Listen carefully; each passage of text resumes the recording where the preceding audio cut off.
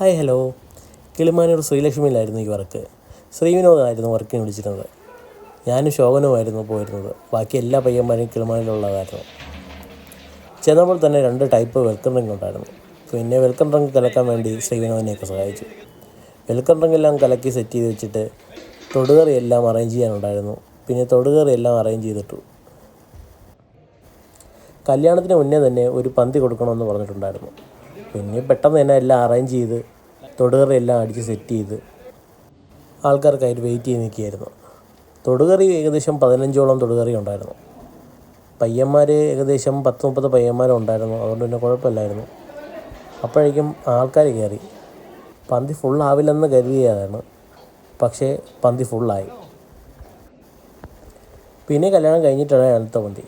പക്ഷേ അതിന് സമയമില്ലായിരുന്നു, കുറച്ച് സമയമുള്ളായിരുന്നു. അതിനുള്ളിൽ തന്നെ പെട്ടെന്നെല്ലാം തൊടുകറിയെല്ലാം അടിച്ച് സെറ്റ് ചെയ്തിട്ടിരുന്നു. അപ്പോഴേക്കും കുറച്ചായിട്ട് കയറുകയും ചെയ്തിരുന്നു. പ്രതീക്ഷിച്ചത്ര ആളില്ലാത്തതിനാൽ വലിയ വിഷയം ഉണ്ടായിട്ടില്ലായിരുന്നു. ഏകദേശം ഒരു 1000 പേർക്ക് അകത്ത് മാത്രമേ ആളുണ്ടായിരുന്നുള്ളൂ. അതുകൊണ്ട് പിന്നെ എളുപ്പം സദ്യയും കഴിഞ്ഞു.